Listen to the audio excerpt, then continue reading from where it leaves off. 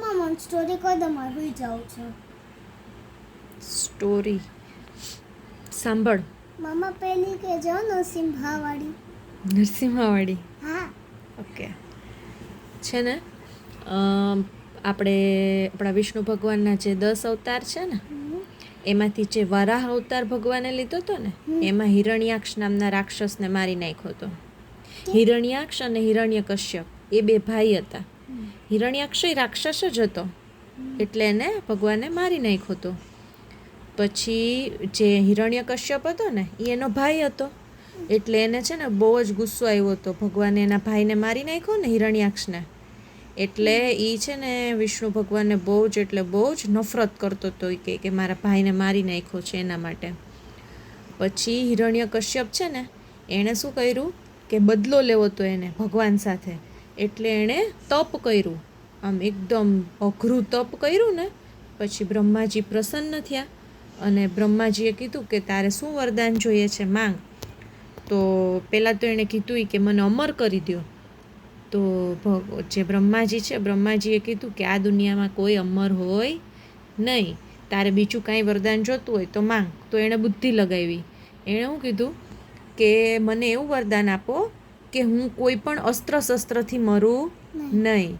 મને કોઈ માણસ ના મારી શકે, મને કોઈ પશુ ના મારી શકે, મને કોઈ નાગ ના મારી શકે, કોઈ પણ વ્યક્તિ, કોઈ પણ પશુ કે કોઈ પણ ભગવાન, કોઈ પણ વ્યક્તિ કે કાંઈ પણ મને મારી શકે નહીં. પછી હું આકાશમાંય ના મરું અને હું ધરતી ઉપરય ના મરું, હું ઘરમાંય ના મરું અને બહારય ના મરું. હા, એટલે એણે ભગવાનને બધી બાજુથી બાંધી લીધા કે હું ક્યાંય એટલે ક્યાંય મરવો જોઈએ નહીં. હવે બ્રહ્માજીએ તો એને તપ કર્યું હતું, બ્રહ્માજીએ તો એને વરદાન આપ્યું હતું એટલે ભગવાનને તો હા પાડવા સિવાય કાંઈ ઓપ્શન હતો નહીં. એટલે એણે કીધું કે આ વાંધો નહીં, ચાલ તને હું વરદાન આપું છું કે તું ક્યાંય પણ કોઈ પણ રીતે મરીશ નહીં. એટલે એણે જે જે શરતો રાખી હતી ને એ પ્રમાણે કે તું મરીશ નહીં. પછી હિરણ્યકશ્યપ છે ને એને એક દીકરો હતો. એ દીકરાનું નામ હતું પ્રહલાદ. શું હતું?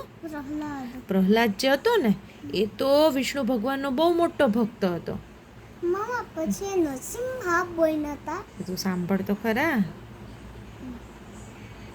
વિષ્ણુ ભગવાનનો બહુ જ મોટો ભક્ત હતો. એ તો છે ને આખો દિવસ વિષ્ણુ ભગવાનની માળા કરે, વિષ્ણુ ભગવાનની પૂજા કરે અને હિરણ્યકશ્યપને એ ગમે નહીં. હિરણ્યકશ્યપ કહે કે આણે તો વિષ્ણુ ભગવાને તો એ કે મારા ભાઈ હિરણ્યાક્ષને મારી નાખ્યો છે એટલે એ કે એની પૂજા થવી જોઈએ નહીં. અને હું તો ત્રણેય લોકનો સ્વામી તો હું જ છું કે બધું મેં જ જીતી લીધું છે. એણે તો બ્રહ્માજી પાસેથી વરદાન મેળવ્યું ને એના પછી તો એણે દેવો ઉપર આક્રમણ કર્યું હતું. એ દેવોને હરાવી દીધા હતા. દેવોના રાજા કોણ છે? ઇન્દ્ર. ઇન્દ્રને હરાવી દીધા હતા અને આખી દુનિયામાં છે ને આમ બધાને હેરાન પરેશાન કરી દીધા હતા. પછી અને પ્રહલાદને બહુ જ હેરાન કરે કેમ કે પ્રહલાદ ભગવાનની ભક્તિ કરે એટલે પ્રહલાદને બહુ જ પરેશાન કરે પણ પ્રહલાદ તો ભગવાનની ભક્તિ કરવાનું છોડે નહીં.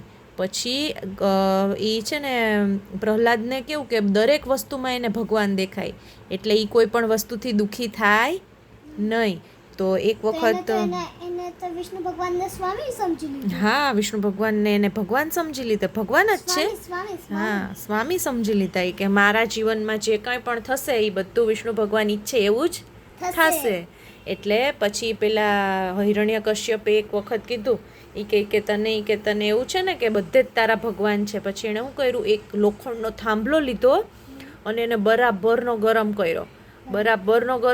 પછી કે તને એવું લાગે છે કે આ થાંભલામાંય તારા ભગવાન છે? તો પ્રહલાદ તો કે હાય કે આ થાંભલામાંય મારા ભગવાન છે.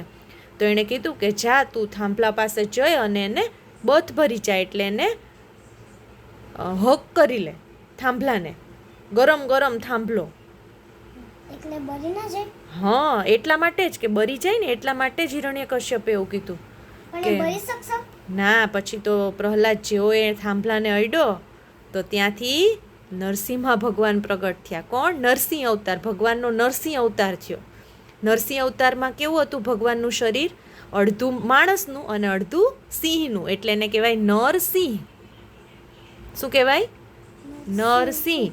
અને પછી ભગવાને હિરણ્યકશ્યપને માર્યો. કેવી રીતે માર્યો? જે સિંહના નખ હોય ને નીલ્સ, નખથી એને માર્યો. અને ક્યાં માર્યો? કેમ કે એણે પ્રહલાદને એટલો પરેશાન કર્યો હતો.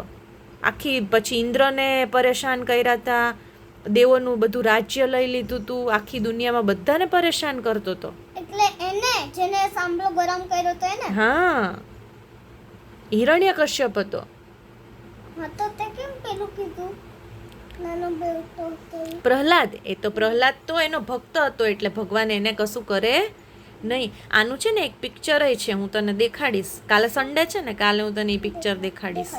નરસિંહા મહા અવતાર, એ હું તને દેખાડીશ.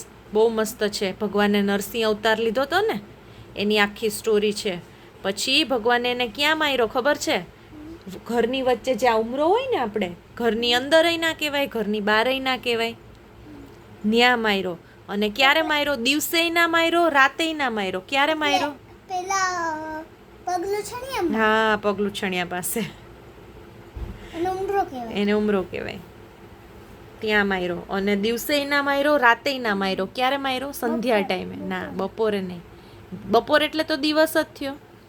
સંધ્યા ટાઈમ ક્યારે કહેવાય ખબર? તું રમીને આવે ત્યારે ખબર છે, ના દિવસ હોય ના રાત હોય, થોડુંક થોડુંક અંધારું હોય ને થોડોક થોડોક દિવસ હોય. એ સમયે માર્યો. એટલે બ્રહ્માજીનું વરદાન પણ સાચું પડ્યું. હા, સાંજ. બ્રહ્માજીનું વરદાન પણ સાચું પડ્યું અને હિરણ્યકશ્યપનો વધ પણ થઈ ગયો. એટલે ભગવાને નરસિંહ અવતાર શેના માટે લીધો હતો? હિરણ્યકશ્યપના વધ કરવા માટે. અને વારાહ અવતાર શેના માટે લીધો હતો? હિરણ્યાક્ષનો વધ કરવા માટે. બરાબર? મતલબ એને એટલા માટે ટોસ કરી લીધા હતા ચલો. કે હિરણ્યાક્ષને મારી શકે. ચાલો, સુઈ જશો હવે? Good night. Good night. જય શ્રી કૃષ્ણ. જય શ્રી કૃષ્ણ. હર હર મહાદેવ. હર હર મહાદેવ.